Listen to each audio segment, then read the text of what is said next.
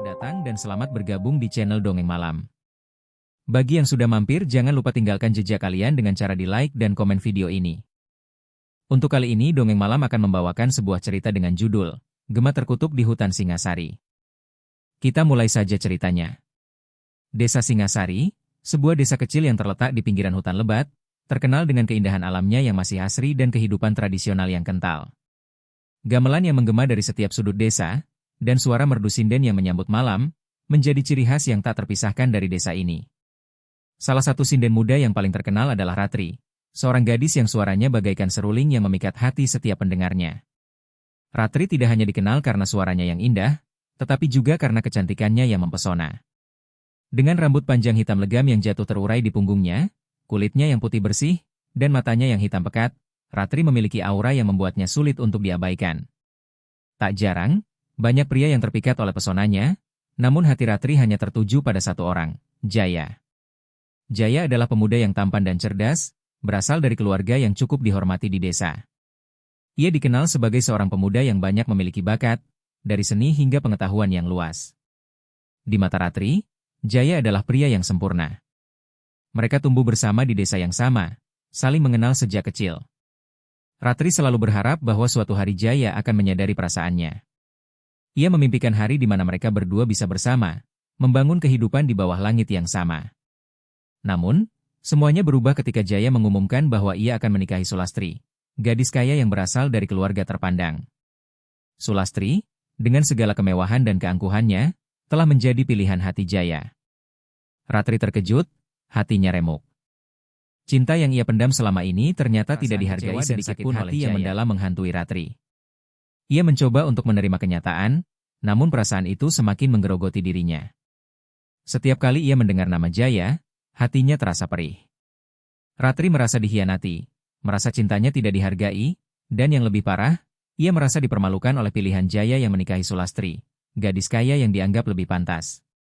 Suatu malam, ketika bulan purnama bersinar terang, Ratri memutuskan untuk melakukan sesuatu yang tak terduga. Dalam kesendirian yang mencekam, ia berjalan menuju rumah Jaya.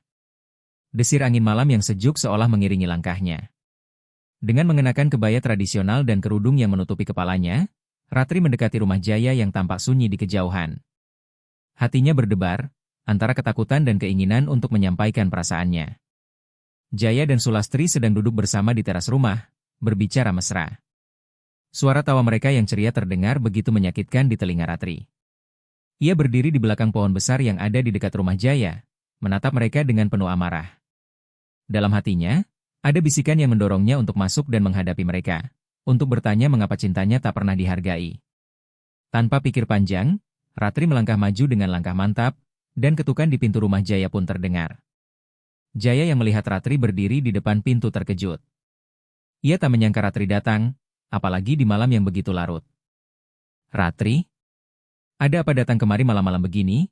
tanya Jaya, dengan nada sedikit bingung. Ratri hanya berdiri di sana, menatap Jaya dengan mata yang penuh luka. Ia ingin mengatakan sesuatu, tetapi kata-kata itu terhimpun di tenggorokannya. Suara gamelan yang mengalun dari rumah tetangga seakan semakin membuat suasana menjadi lebih mencekam. "Aku datang untuk mengungkapkan apa yang selama ini terpendam," kata Ratri, suara yang sedikit gemetar. Sedikit terganggu dengan kedatangan Ratri yang tidak sesuai dengan kebiasaannya. "Apa maksudmu, Ratri? Jangan berlama-lama, aku sudah memiliki Sulastri." "Sulastri, gadis itu?" Ratri membalas dengan suara yang penuh kepedihan. "Aku mencintaimu, Jaya.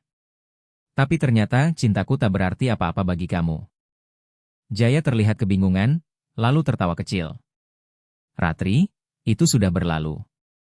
Aku sudah memilih Sulastri, dan kamu harus bisa menerima kenyataan." Ratri terdiam. Hatinya benar-benar hancur. Keputusan Jaya yang begitu mudah, begitu dingin, membuatnya merasa dipermalukan. Ia merasa tubuhnya seperti tak lagi mampu menahan segala rasa sakit yang ada di dalam dada. "Tapi aku mencintaimu, Jaya." Ratri berseru dengan suara yang semakin bergetar. "Kenapa kau tidak bisa melihat itu? Kenapa kau memilih dia yang hanya menginginkan kekayaan dan kedudukan, bukan cintamu?" Jaya mendekat, namun kali ini ekspresinya berubah. Di balik senyumannya yang dulu ramah, ada sesuatu yang berubah, sesuatu yang tidak lagi ramah.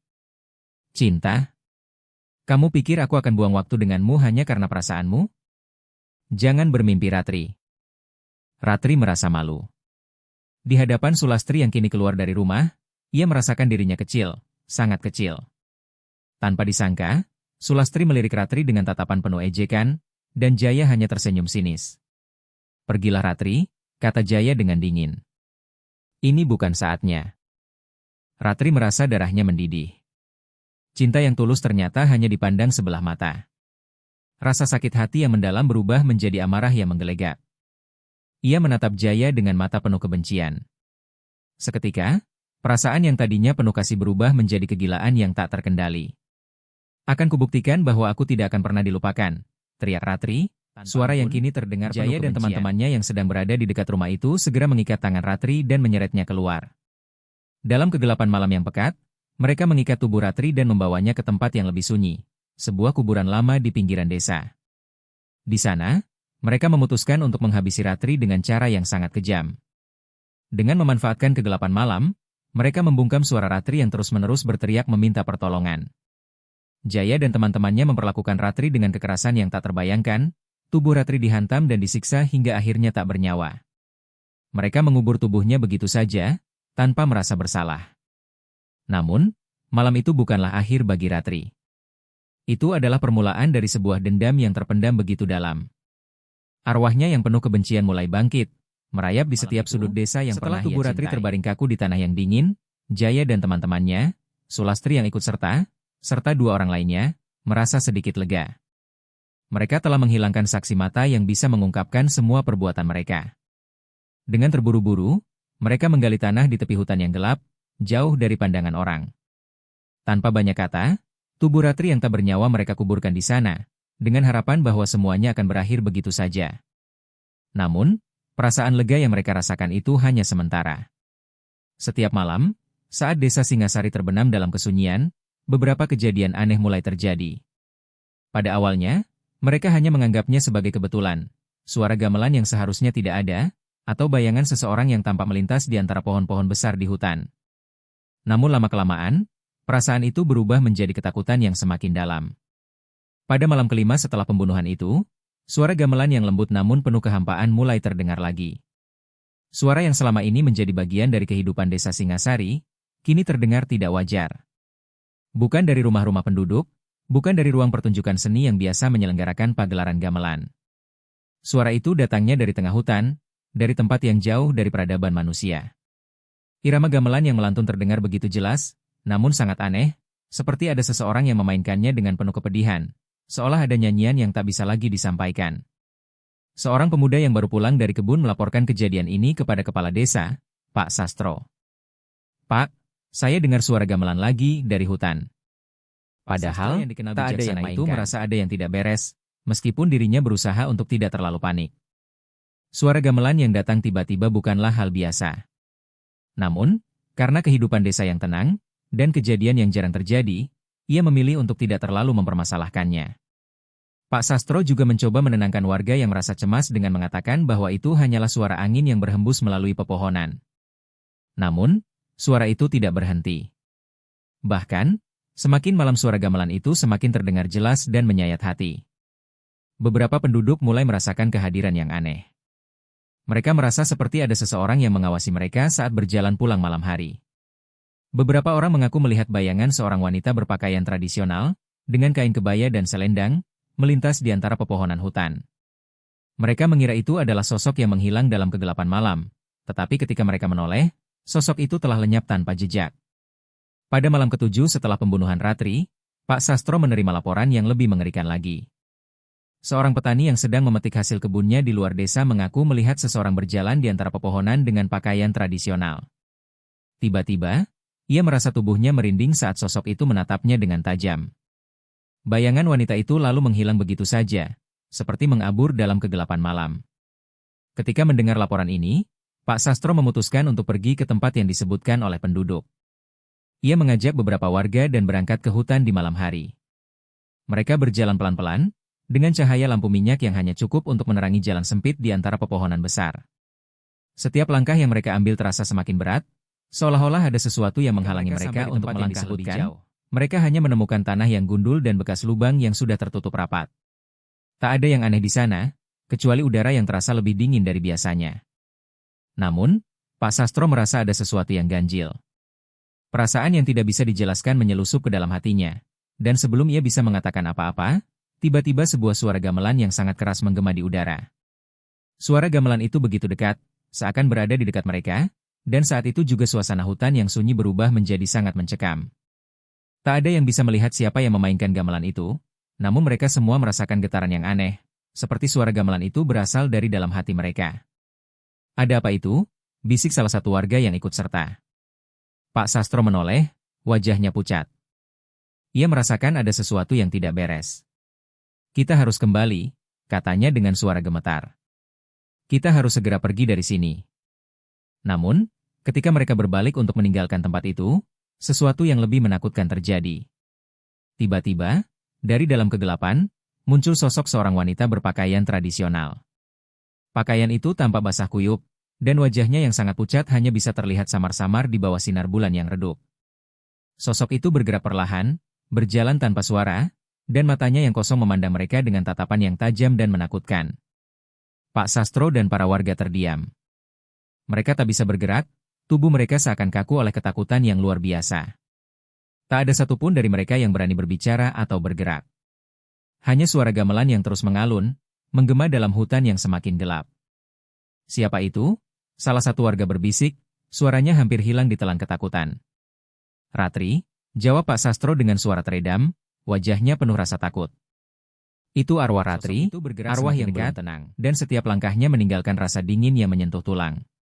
Akhirnya, setelah beberapa detik yang terasa seperti berjam-jam, sosok itu menghilang begitu saja, lenyap dalam kegelapan hutan yang tebal. Setelah kejadian itu, ketakutan yang melanda desa semakin menjadi-jadi. Penduduk desa yang sebelumnya tenang kini mulai merasakan teror yang semakin nyata. Suara gamelan yang mengalun di malam hari semakin intens, diikuti dengan bayangan-bayangan wanita berpakaian tradisional yang muncul dan menghilang begitu saja di antara pepohonan hutan. Jaya dan Sulastri, yang selama ini berusaha menenangkan diri, mulai merasakan dampak dari perbuatan mereka. Mereka mulai dihantui oleh mimpi buruk yang tak kunjung berakhir. Setiap kali mereka tertidur, bayangan Ratri yang penuh dendam akan muncul di hadapan mereka, membisikkan kata-kata yang penuh kebencian. Setiap malam mereka terjaga dengan perasaan takut yang tak terkatakan. Teror ini tidak hanya menghantui Jaya dan Sulastri, tetapi juga seluruh desa Singasari.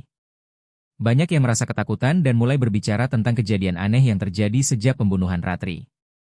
Suara gamelan yang terus terdengar semakin memekakan telinga, seakan mengingatkan mereka akan dosa yang telah mereka perbuat. Dan di tengah malam yang sunyi, saat desa terlelap dalam tidur yang penuh ketakutan, suara gamelan itu semakin keras, semakin menakutkan, seakan-akan Ratri tidak akan berhenti sampai ia mendapatkan balasannya. Di bawah bayang-bayang ketakutan yang semakin menebal. Suara gamelan yang melantun di malam hari, bayangan seorang wanita berpakaian tradisional yang muncul di antara pohon-pohon, dan hawa dingin yang menyelimuti setiap sudut desa membuat kehidupan yang biasanya damai kini terasa sangat mencekam. Penduduk desa semakin resah, dan setiap malam mereka terbangun dengan perasaan cemas, seolah ada mata yang selalu mengawasi mereka dari kegelapan. Bagi Jaya dan Sulastri, kehidupan mereka yang dulu penuh kebahagiaan kini berubah menjadi mimpi buruk yang tiada akhir. Meskipun mereka berusaha untuk tetap melanjutkan hidup, bayang-bayang dosa yang mereka lakukan terus menghantui mereka. Mimpi buruk yang datang setiap malam kian menambah ketakutan mereka. Jaya sering terbangun di tengah malam dengan tubuh basah oleh keringat dingin, merasakan tatapan tajam Ratri yang seolah datang dari kegelapan. Sulastri juga tak bisa tidur dengan tenang. Setiap kali ia memejamkan mata, ia melihat wajah Ratri yang pucat dan penuh dendam. Terkadang, suara gamelan yang terdengar begitu jelas dalam mimpinya seakan memanggil namanya, dan dalam keadaan setengah sadar, ia merasa ada tangan dingin yang menggenggamnya. Pada suatu malam, di tengah kecemasan yang semakin mencekam, Jaya dan Sulastri memutuskan untuk mencari bantuan. Mereka menyadari bahwa teror yang mereka rasakan bukanlah hal biasa. Ratri, arwah yang terbunuh dengan cara kejam, tidak akan berhenti hingga ia mendapatkan pembalasan. Mereka memutuskan untuk mengunjungi seorang dukun yang terkenal dengan kemampuannya menangani hal-hal gaib, berharap bisa menemukan cara untuk mengusir arwah Ratri yang semakin gubuk sederhana di pinggiran desa, jauh dari keramaian. Ia adalah seorang lelaki tua yang sudah lama dikenal di kalangan penduduk desa. Dengan jubah hitam dan rambut putih yang panjang, dukun itu memiliki reputasi yang cukup menakutkan. Banyak orang yang datang kepadanya karena masalah-masalah yang tidak bisa dijelaskan dengan logika biasa.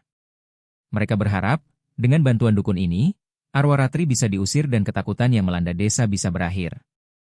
Jaya dan Sulastri tiba di gubuk dukun itu malam hari, saat udara terasa semakin dingin dan hutan sekitar mulai mengeluarkan suara-suara aneh.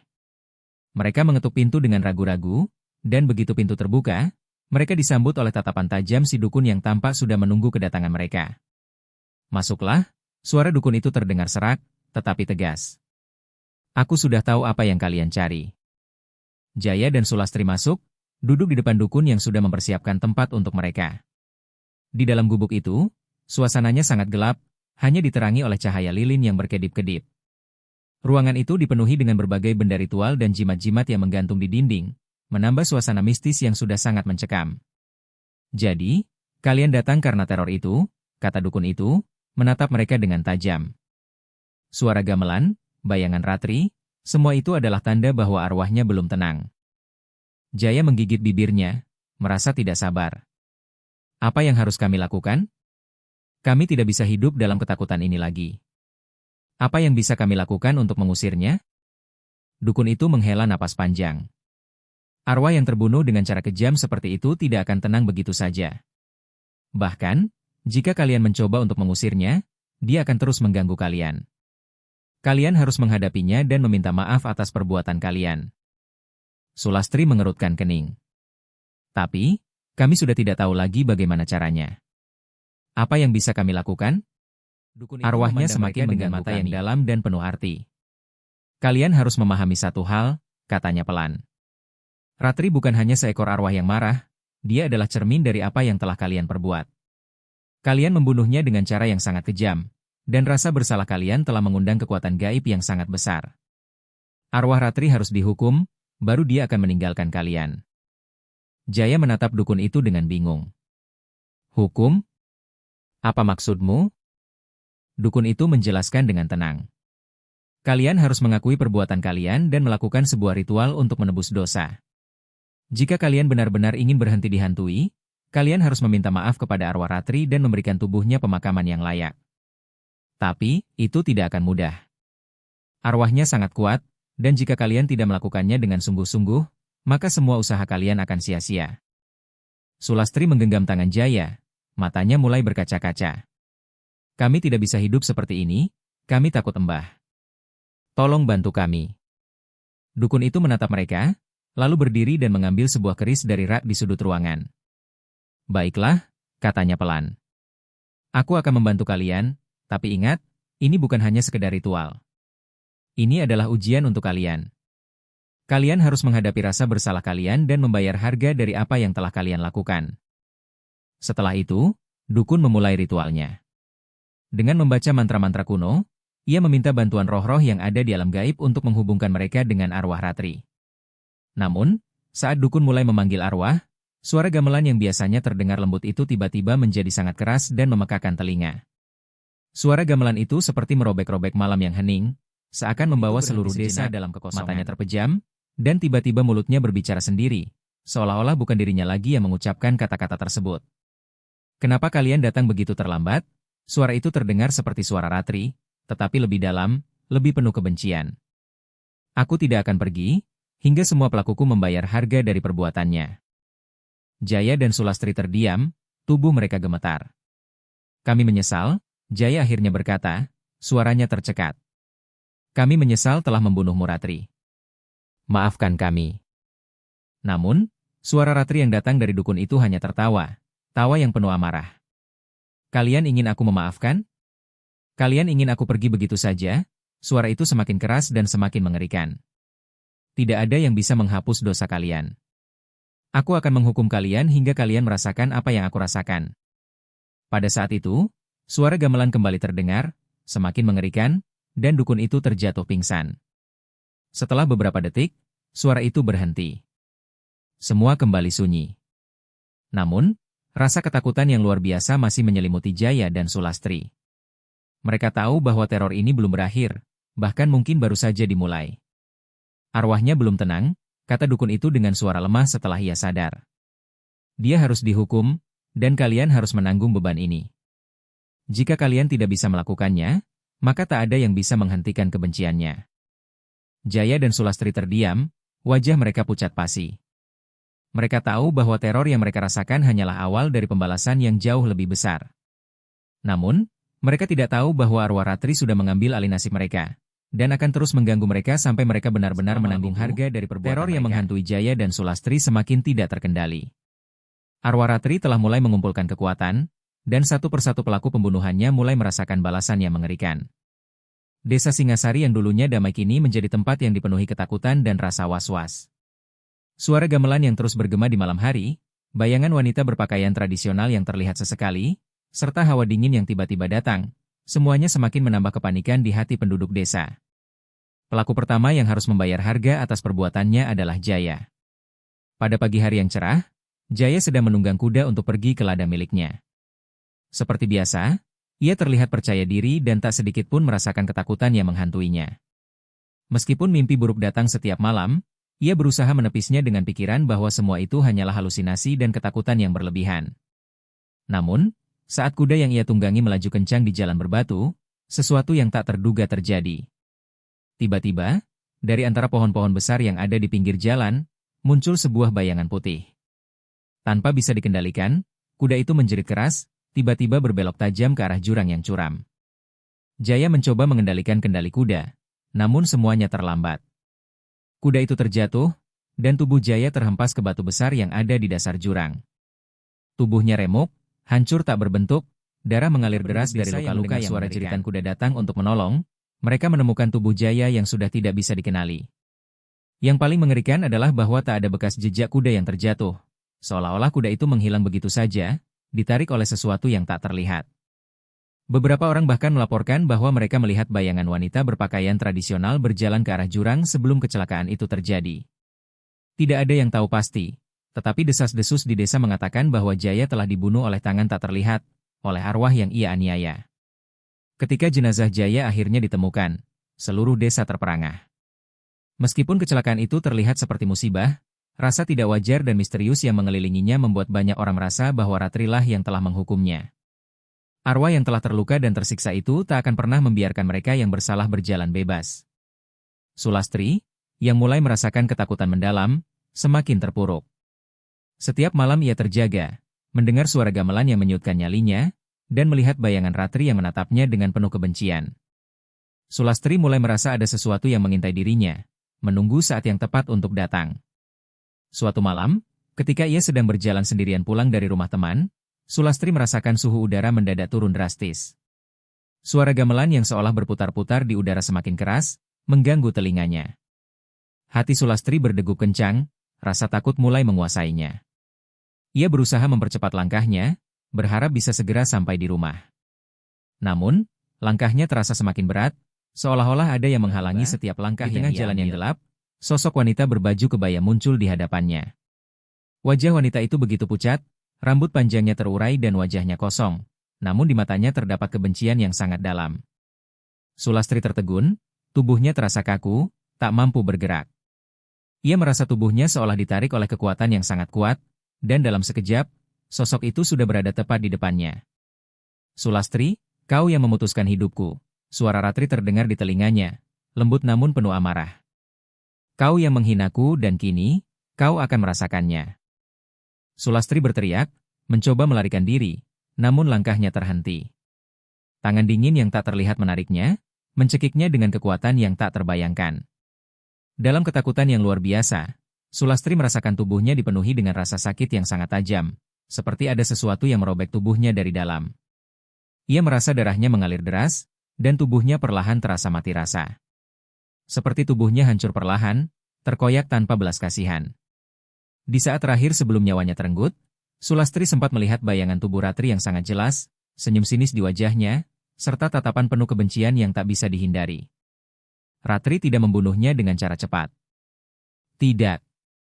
Ratri menyiksanya dengan penuh kehendak, dengan setiap detail rasa sakit yang sangat mendalam. Ketika tubuh Sulastri ditemukan keesokan harinya, tubuhnya sudah hancur dengan cara yang sangat mengerikan, seolah ia telah melalui siksaan yang tak terbayangkan. Tubuhnya terluka parah, kulitnya robek dan tubuhnya memar di mana-mana. Seolah-olah arwah Ratri telah membalas setiap luka yang diberikan padanya. Rakyat desa hanya bisa terdiam, takut untuk mengatakan apa-apa. Semua orang tahu siapa yang bertanggung jawab atas teror yang masih ada satu pelaku yang harus menerima pembalasan dari arwah Ratri. Tukul, salah satu teman Jaya yang turut serta dalam pembunuhan Ratri. Tukul adalah pria kasar, tak pernah merasa bersalah atas apa yang telah ia lakukan. Ia selalu menganggap bahwa tindakan mereka terhadap Ratri adalah hal yang sah, karena ia yakin Ratri hanyalah seorang gadis yang tidak tahu dirinya. Namun, itu semua akan segera berubah. Pada suatu malam, Tukul sedang duduk di rumahnya, menikmati minuman keras sambil tertawa terbahak-bahak dengan teman-temannya. Mereka bercanda, tak ada yang tahu bahwa arwah Ratri sedang mengintai mereka dari balik bayangan. Tiba-tiba, sebuah angin kencang berhembus, menutupi rumah dengan hawa dingin yang sangat menusuk tulang. Tukul merasakan keanehan itu, namun ia hanya menganggapnya sebagai hal biasa. Cuma angin saja, gumamnya, namun semakin lama, hawa itu semakin kuat, dan suara gamelan mulai terdengar, memecah keheningan malam. Saat Tukul berbalik, sosok Ratri sudah berdiri di depannya. Wajahnya pucat dengan mata yang menyala penuh dendam. Tukul, kamu yang membantunya membunuhku, dan sekarang saatnya kamu merasakan balasannya. Sebelum Tukul sempat bereaksi, tubuhnya mulai terasa seperti terkekang. Ia merasa ada sesuatu yang mengikat tubuhnya, menghalangi pernapasannya. Ia mencoba berteriak, namun suara itu tak keluar. Seolah tubuhnya terperangkap dalam belenggu yang tak bisa dia lepas. Dan Tukul merasakan tubuhnya hancur, terbelah menjadi dua, seperti dipukul oleh kekuatan yang tidak bisa dibendung. Siksaan itu berlanjut, setiap bagian tubuhnya seperti terkoyak perlahan. Suara gamelan yang mengerikan mengiringi kematiannya, semakin menambah rasa sakit yang ia rasakan. Tukul merasakan setiap bagian tubuhnya dipenuhi dengan siksaan yang tidak bisa dihentikan, hingga akhirnya tubuhnya terjatuh tak bernyawa. Ketiga pelaku utama pembunuhan Ratri, Jaya, Sulastri, dan Tukul, telah menerima pembalasan atas dosa mereka. Namun, arwah Ratri tidak akan berhenti di sini. Rakyat desa semakin dilanda ketakutan, dan mereka tahu bahwa ada lebih banyak lagi yang akan datang. Arwah Ratri mengumpulkan nyawa mereka satu persatu, dan hukuman ini baru saja desa Singasari, adalah pria yang bijaksana dan dihormati oleh penduduk. Namun, meskipun usianya sudah lanjut, ia tidak pernah menyangka bahwa desa yang selama ini damai dan sepi akan dihantui oleh sesuatu yang jauh lebih gelap dari apapun yang pernah ia bayangkan.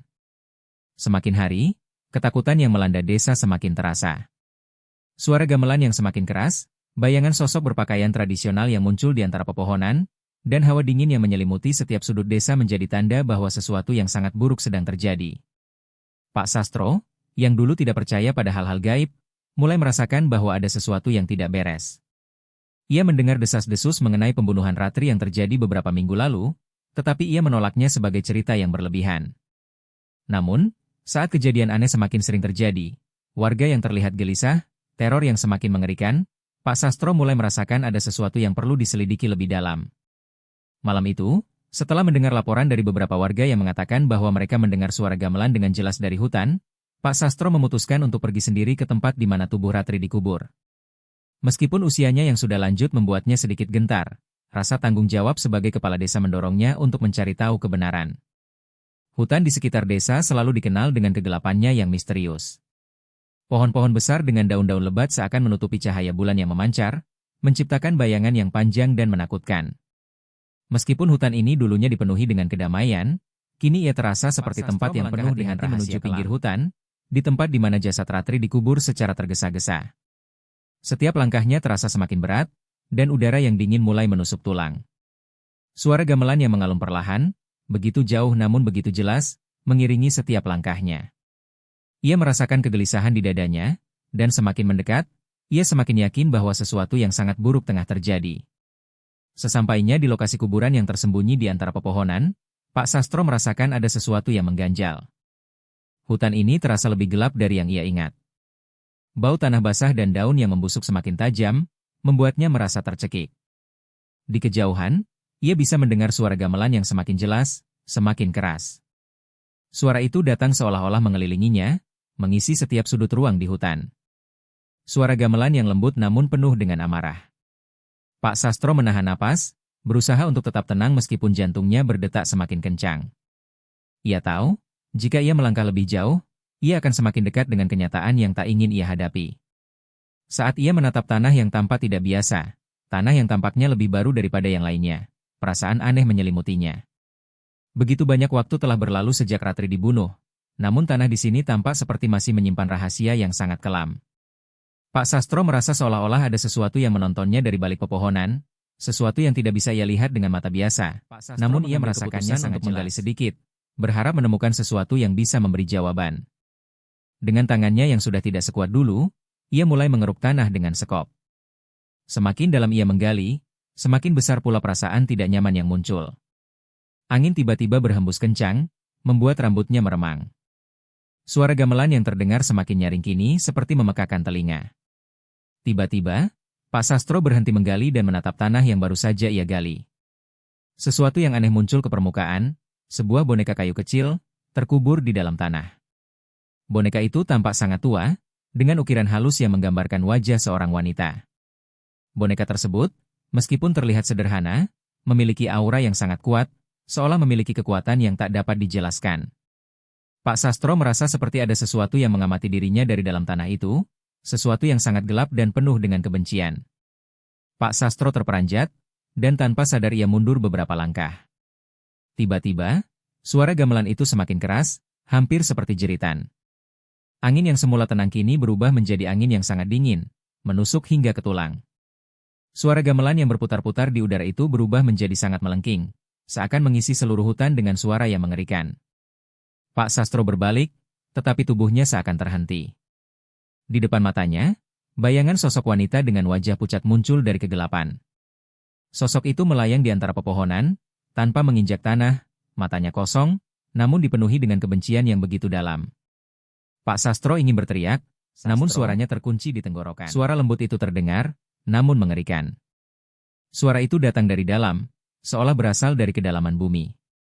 Pak Sastro menggigil ketakutan. "Ratri," bisiknya pelan. Sosok itu hanya berdiri diam, matanya menatapnya dengan tajam. "Aku sudah menunggu keadilan," suara Ratri terdengar di telinganya, menggema dalam hutan yang sunyi. "Kau tahu apa yang telah mereka lakukan padaku, Pak Sastro? Mereka membunuhku. Mereka menguburku tanpa belas kasihan. Mereka menghilangkan jejakku. Tetapi aku tidak akan terlupakan. Aku akan mengambil setiap nyawa yang ada." Pak Sastro merasa tubuhnya seakan dibekukan oleh tatapan mata itu. Ia tahu bahwa arwah Ratri tidak akan berhenti. Ratri yang sudah mati begitu mengenaskan, kini kembali sebagai sesuatu yang lebih dari sekedar arwah. Ia adalah sebuah kekuatan, sebuah kemarahan yang tidak dapat dihentikan oleh apapun. "Pak Sastro, aku akan mengambil semua yang ada," Ratri melanjutkan, suara itu menggeram seperti angin yang datang dari jurang yang dalam. "Tidak ada yang bisa menghentikanku. Tidak ada yang bisa melarikan diri." Pak Sastro mundur beberapa langkah, tubuhnya terasa kaku dan tak mampu bergerak lebih jauh. Suara gamelan semakin keras, menembus udara malam yang dingin. Sosok Ratri menghilang dalam kegelapan, meninggalkan Pak Sastro dengan rasa takut yang mendalam. Dengan tangan gemetar, Pak Sastro segera berlari meninggalkan hutan itu. Namun, di setiap langkahnya, ia merasa seolah-olah ada sesuatu yang mengikutinya. Sesuatu yang sangat gelap, penuh kebencian, dan tidak bisa dihentikan. Pak Sastro duduk terengah-engah, terkejut dan ketakutan. Ia tahu bahwa arwah Ratri telah bangkit, dan pembalasan yang mengerikan baru saja dimulai. Suara gamelan itu tidak akan berhenti hingga setiap orang yang terlibat dalam kematiannya mendapat hukuman yang setimpal. Desa Singasari kini berada dalam ancaman yang jauh lebih besar daripada yang bisa mereka bayangkan. Teror yang datang bukan hanya dari arwah Ratri, tetapi juga dari kegelapan yang semakin dalam, yang siap menelan semuanya. Semakin mencekam. Suara gamelan yang dulu terdengar lembut kini menjadi sangat mengerikan, menggema di seluruh desa, menambah rasa takut yang sudah menyelimuti hati setiap penduduk. Malam demi malam, bayangan sosok Ratri yang berpakaian tradisional semakin sering muncul, menyelimuti desa dalam ketakutan yang mendalam.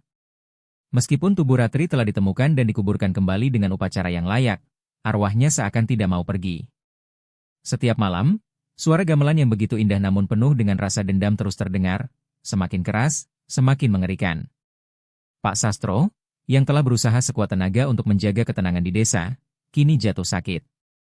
Meskipun usianya sudah tua dan tubuhnya lemah, sakit yang ia rasakan bukanlah sakit biasa.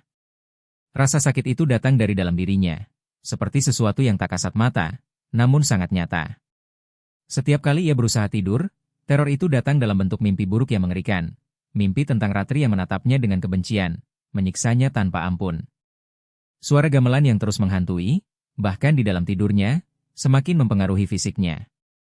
Tak ada hari yang berlalu tanpa rasa sakit yang semakin intens. Pak Sastro tahu bahwa teror ini bukanlah sesuatu yang bisa diselesaikan hanya dengan menguburkan tubuh Ratri dan melupakan semua kejadian itu. Arwah Ratri, meskipun tubuhnya telah ditemukan, seakan tidak bisa tenang. Ia merasa bertanggung jawab atas apa yang terjadi, dan semakin hari ia semakin merasa bahwa dirinya sendiri adalah bagian dari kesalahan yang membuat Ratri mati dengan cara yang dan kesakitan. Pak Sastro akhirnya mengambil keputusan yang sangat berat. Ia memutuskan untuk mengorbankan dirinya agar arwah Ratri bisa menemukan kedamaian yang selama ini ia cari. Ia yakin bahwa satu-satunya cara untuk menghentikan teror ini adalah dengan menawarkan dirinya sebagai korban terakhir, sebagai cara untuk menebus dosa yang telah dilakukan oleh orang-orang di masa lalu. Malam itu, saat angin malam bertiup kencang dan suara gamelan semakin nyaring, Pak Sastro pergi ke hutan tempat Ratri dulu dikubur. Ia membawa sebuah obor yang menyala, berjalan menuju titik yang pernah menjadi tempat kuburan Ratri. Suara gamelan terdengar semakin jelas, dan seiring dengan langkahnya yang perlahan, Pak Sastro merasa seolah-olah ada sesuatu yang mengikutinya, sesuatu yang tak terlihat, namun sangat nyata. Ia merasakan hawa dingin yang semakin menusuk tulang, dan bayangan wanita dengan pakaian kebaya terlihat samar-samar di antara pepohonan. Begitu sampai di tempat itu, Pak Sastro berdiri di atas tanah yang pernah menjadi kuburan Ratri. Ia mengangkat kedua tangannya, seperti seorang pendeta yang sedang berdoa. "Ratri," kata Pak Sastro dengan suara pelan, namun penuh dengan kesungguhan. "Aku tahu, aku tidak bisa mengembalikan hidupmu. Aku tidak bisa mengubah apa yang telah terjadi, namun aku bersedia menebus kesalahan ini. Aku mengorbankan diriku, agar arwahmu bisa melengking berubah menjadi lebih keras, lebih mencekam." Seolah-olah Ratri mendengar kata-kata Pak Sastro, dan amarahnya semakin membesar. Sosoknya muncul perlahan di depan Pak Sastro, wajahnya penuh dengan kebencian, matanya yang kosong menatapnya tajam. Kamu yang membiarkan semuanya terjadi." Suara Ratri terdengar, seperti bisikan yang datang dari dalam bumi. "Kamu yang tidak melakukan apa-apa, kamu yang membiarkan mereka membunuhku dan menguburku di sini, tanpa kasih sayang. Sekarang kamu ingin menebus dosa itu? Semua itu terlalu terlambat." Pak Sastro merasa tubuhnya seakan terhimpit oleh beratnya kata-kata itu. "Aku tahu," katanya, dengan suara yang bergetar. "Aku tidak bisa mengubah masa lalu, tapi aku akan mengorbankan diriku agar kamu bisa tenang, Ratri. Aku bersedia menjadi korbanmu." Di saat itu, suara gamelan yang tadinya terdengar sangat mengerikan, tiba-tiba berubah menjadi lebih pelan, seakan-akan sedang menunggu keputusan Pak Sastro. Semua terasa sangat mencekam, dan Pak Sastro merasa seperti ada kekuatan yang besar mengelilinginya. Tiba-tiba, Ratri bergerak maju, mendekati Pak Sastro dengan langkah yang begitu perlahan, namun pasti. Matanya yang penuh kebencian masih menatap tajam ke arah Pak Sastro, tetapi ada sedikit kelegaan yang tampak di wajahnya. "Kamu ingin menebus dosa dengan mengorbankan dirimu?"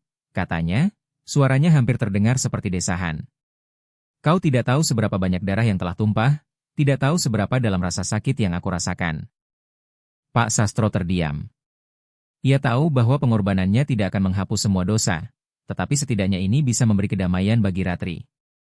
Tanpa berkata lagi, ia menundukkan kepalanya dan memejamkan mata. Meskipun suara gamelan mereda dan sosok Ratri mendekat untuk mengambil nyawanya, tiba-tiba sebuah perasaan aneh menyelimuti Pak Sastro. Ada sesuatu yang tidak biasa. Ada perasaan bahwa pengorbanan ini belum cukup untuk menenangkan arwah Ratri. Tiba-tiba, suara gamelan kembali bergema, kali ini jauh lebih keras dan lebih menyeramkan dari sebelumnya, membuat Pak Sastro tersentak. Ia membuka matanya dan melihat Ratri semakin mendekat, namun bukan dalam bentuk sosok yang ia kenal. Ratri kini berubah menjadi sosok yang lebih besar, lebih gelap, dengan wajah yang penuh dengan amarah yang tidak bisa lagi dikendalikan. Matanya terbakar dengan api kebencian, tubuhnya mengeluarkan cahaya yang gelap, seperti kekuatan yang sangat besar sedang mengalir di dalamnya. "Aku tidak bisa tenang hanya dengan pengorbananmu, Pak Sastro." Suara Ratri menggema dengan kekuatan yang sangat mengerikan. "Aku tidak akan pernah pergi. Aku adalah dendam yang tak akan pernah padam." Pak Sastro terkejut. Ia menyadari bahwa pengorbanannya tidak cukup. Arwah Ratri tidak akan pernah puas, tidak akan pernah menemukan kedamaian, karena dendamnya sudah terlalu dalam. Dalam detik berikutnya, tubuh Pak Sastro jatuh terhuyung ke tanah, nyawanya tak tertolong. Tubuh Pak Sastro tergeletak tak bernyawa, suara gamelan tidak berhenti. Bahkan, suara itu semakin mengerikan, semakin menakutkan, seperti menandakan bahwa Ratri belum benar-benar pergi. Suara gamelan itu terus menggema, menandakan bahwa teror ini belum selesai. Arwah Ratri, meskipun tubuhnya sudah ditemukan dan dikuburkan, tidak akan pernah tenang. Ia tetap menghantui hutan itu, menghantui desa Singasari, hingga akhirnya setiap pelaku dan siapa saja yang terlibat dalam perbuatannya akan merasakan pembalasan yang setimpal. Suara gamelan itu, meskipun Pak Sastro telah mengorbankan dirinya, tetap terdengar setiap malam, mengingatkan semua orang bahwa dendam Ratri masih hidup, dan tidak ada yang bisa menghentikannya. Namun teror yang menyelimuti desa Singasari tidak pernah benar-benar pergi. Meskipun tubuh Ratri telah ditemukan dan dikuburkan dengan cara yang layak, dan meskipun Pak Sastro telah mengorbankan dirinya sebagai upaya untuk menenangkan arwah yang penuh dendam itu, ketenangan yang diharapkan tak pernah tercapai. Suara gamelan yang merdu, yang awalnya menjadi simbol kedamaian dan keindahan, sekarang menjadi simbol dari penderitaan yang tak berujung. Gema suara gamelan itu tak pernah reda. Setiap malam, suara itu terdengar semakin keras, seakan datang dari kedalaman bumi, menggetarkan jiwa siapa saja yang mendengarnya. Penduduk desa yang dulunya hidup damai kini terasingkan. Mereka yang sempat bertahan terpaksa mengunci pintu rumah mereka rapat-rapat setiap malam. Tak ada yang berani keluar setelah matahari tenggelam. Bahkan yang paling berani pun tak mampu melawan rasa takut yang semakin menggerogoti mereka. Desa Singasari yang dulunya hidup penuh dengan canda tawa, kini menjadi desa yang sunyi dan kelam, dikelilingi oleh kisah tragis yang terus membayangi. Rumor tentang hutan yang menjadi tempat kubur Ratri menyebar luas. Mereka yang pernah datang ke sana dan selamat, mengatakan bahwa mereka merasakan sesuatu yang aneh, suasana yang menyesakan, perasaan bahwa ada sesuatu yang tak terlihat mengawasi setiap gerak-gerik mereka. Tidak ada yang berani lagi menjelajahi hutan itu, karena mereka tahu bahwa begitu seseorang mendekat, suara gamelan akan terdengar semakin keras, dan sosok Ratri, dengan wajah penuh kebencian, akan muncul dari benar pergi. Ia menghuni hutan itu, meresap dalam setiap pohon dan tanah yang dipenuhi oleh kenangan akan pembunuhan dan pengkhianatan. Tidak ada cara untuk menenangkan amarahnya, dan tidak ada cara untuk menghentikan teror yang datang bersamanya. Setiap orang yang berani mendekat, tanpa sadar, akan membawa diri mereka lebih dekat ke dalam genggaman kematian yang menunggu di hutan itu. Seorang pemuda bernama Arjuna yang berasal dari desa lain, mendengar kisah tentang desa Singasari dan teror yang melanda. Ia adalah seorang pejuang muda yang tidak takut akan hal gaib atau tak terjelaskan. Dengan rasa penasaran yang membara, ia memutuskan untuk pergi ke desa Singasari dan menyelidiki kisah yang selama ini tersebar. Ia tidak percaya pada cerita-cerita horor dan ingin membuktikan bahwa tidak ada yang lebih kuat dari kekuatannya sendiri. Namun, ia tidak tahu bahwa keputusan itu akan membawa dirinya pada takdir yang lebih mengerikan dari yang bisa ia bayangkan. Arjuna tiba di desa pada malam hari, tepat saat suara gamelan mulai terdengar. Sebelum memasuki desa, ia berhenti sejenak, mencoba mendengarkan suara itu. Suara gamelan yang terdengar begitu merdu, namun terasa seperti ada kekuatan yang menguasainya. Kekuatan yang penuh dengan rasa sakit dan amarah. Tanpa rasa takut, Arjuna melangkah menuju rumah Pak Sastro, yang kini kosong, karena sang kepala desa telah pergi setelah mengorbankan dirinya. Di dalam rumah Pak Sastro, Arjuna bertemu dengan seorang wanita tua, Nyai Cempaka, yang dulunya adalah teman dekat Pak Sastro. Nyai Cempaka adalah satu-satunya penduduk yang masih tinggal di desa tersebut, meski usianya sudah sangat lanjut. Ia tinggal di rumah kecil yang terlindung dari pandangan orang lain. Jauh dari suara gamelan yang terus menggema. Kamu datang ke sini karena ingin tahu apa yang sebenarnya terjadi, bukan? Nyai Cempaka bertanya dengan suara serak, namun penuh dengan kebijaksanaan. Arjuna mengangguk. Saya mendengar kisah tentang Ratri dan desa ini. Saya ingin tahu lebih banyak. Saya tidak takut pada cerita-cerita itu. Nyai Cempaka menatapnya dengan tatapan yang tajam dan penuh arti. Kau bisa jadi yang terakhir yang berani datang ke desa ini, anak muda, katanya. Arwah Ratri tidak akan pernah membiarkan siapapun yang datang ke sini dengan niat tidak serius. Dia akan menghukum mereka dengan cara yang paling mengerikan. Arjuna tertawa kecil, merasa sedikit geli dengan peringatan itu. Saya tidak percaya pada cerita hantu atau arwah. Saya datang hanya untuk mencari tahu kebenaran. Nyai Cempaka menghela napas panjang, dan kemudian mengeluarkan sebuah kotak kayu kecil dari balik pakaiannya. Kotak itu tampak tua, namun sangat terawat. Ini adalah kotak yang diberikan Pak Sastro kepadaku sebelum ia pergi. Nyai Cempaka berkata, seraya membuka kotak itu dengan hati-hati. Di dalamnya terdapat sebatang bambu kecil dan beberapa potongan kain yang sudah usang. Ini adalah benda yang pernah digunakan oleh Ratri. Sebelum ia menjadi arwah dendam, Dia adalah seorang sinden yang sangat dihormati di desa ini. Suaranya adalah suara yang membawa kedamaian, tetapi semuanya berubah ketika dia dihianati. Ketika tubuhnya ditemukan, kami tidak tahu bahwa arwahnya akan tetap terperangkap di sini. Dan suara gamelan itu adalah panggilan bagi mereka yang bersalah. Arjuna mendekati kotak itu, memperhatikan benda-benda di dalamnya dengan cermat. Ia mulai merasa ada sesuatu yang tidak beres, sesuatu yang tak bisa dijelaskan hanya dengan tidak akan percaya pada semua ini. Tapi ada satu hal yang harus kau ketahui, anak muda. Jika kau benar-benar ingin tahu tentang Ratri dan desa ini, kau harus mendengarkan suara gamelan itu. Tapi hati-hati, suara itu adalah jeritan yang dipenuhi dengan penderitaan. Tidak ada yang bisa keluar dari hutan itu tanpa mengorbankan sesuatu. Arjuna mengangguk, tetapi keteguhannya untuk mencari kebenaran tidak berubah. Malam itu, setelah mendengarkan penjelasan Nyai Cempaka, ia memutuskan untuk pergi ke hutan di luar desa. Suara gamelan semakin keras, mengisi udara dengan gema yang menakutkan.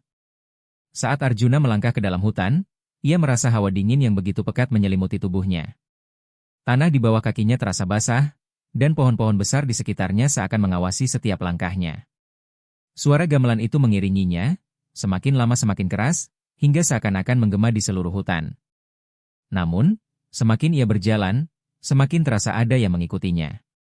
Bayangan samar-samar mulai muncul di antara pepohonan. Arjuna bisa merasakan hawa yang berbeda, sesuatu yang sangat gelap dan penuh kebencian, seperti ada kekuatan besar yang mengawasi setiap gerakannya.